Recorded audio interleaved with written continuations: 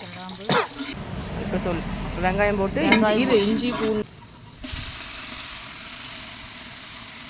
கொஞ்சம் சொல்லுங்கள். இதில் வந்து பட்டை கிராம்பு ஏலக்காய் இஞ்சி பூண்டு பேஸ்ட் போட்டு நல்லா எண்ணெயில் வணக்கணும். எந்த அளவுக்கு வணக்கிறோமோ அந்த அளவுக்கு சாப்பாடு நல்லாயிருக்கும். அது சின்ன வெங்காயம் இது அரைச்சி வச்சுட்டு இதையும் நல்லா அதோடு சேர்த்து வணக்கணும்.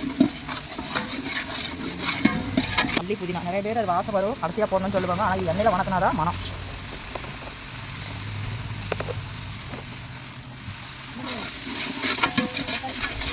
கொஞ்சம் மஞ்சள் பொடி சேர்த்துக்கலாம். எவ்வளோ காரம் வேணுமோ அந்த அளவுக்கு வரமிளகா பொடி. நெய் எடுத்துட்டு வா இந்த அபிசாலு. எல்லோரும் சாப்பாடு வெந்து மேலே தான் நெய் ஊற்றணும்னு சொல்லுவாங்க. ஆனால் இப்படி ஊற்றுறோம்னா அது டேஸ்ட்டு நல்லாயிருக்கும் சாப்பாட்டில். எல்லோரும் இப்படி ஊற்றுவோம். இப்போ நம்ம தக்காளி போடுறோம். அந்த மசாலாலாம் வணங்கி வரும்போது போட்டோம்னா பட்டை கிராம்பு அடி பிடிச்சிருக்கும். அதெல்லாம் சீக்கிரமாக வணங்கும். அதை வந்து நம்ம இதில் போட்டு இப்போ வணக்க போகிறோம்.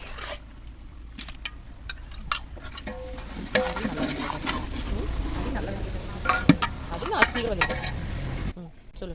இப்போ நம்ம மட்டன் வேக வச்ச தண்ணி, அந்த நெய், எண்ணெய், தக்காளி வணக்கு வந்து மட்டன் வேக வச்ச ஜூஸ் எல்லாமே அதில் அதிகமாக இருக்கிறதுனால எனக்கு தண்ணி வந்து எவ்வளோ ஊற்றுறதுன்னு தெரியாது. அதனால் நான் அரிசி பார்த்தோன்னே அந்தளவுக்கு தண்ணி ஊற்றுவேன்.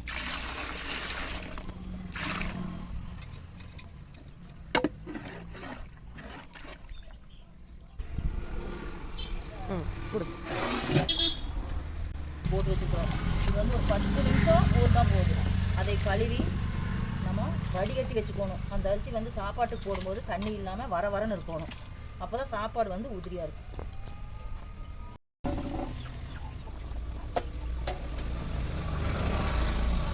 தண்ணி வந்து நல்லா கொதிச்சிருச்சு. நம்ம அரிசியை போட போகிறோம்.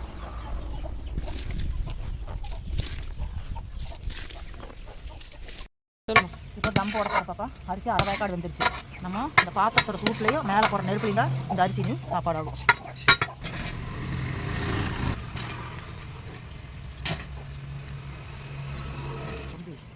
அடிக்கிற வெயிலுக்கெல்லாம் தம்மே தேவையில்லைம்மா. பிரியாணி ரெடி.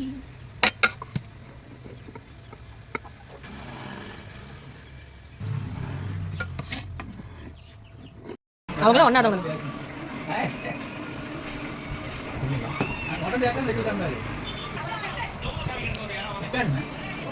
தண்ணி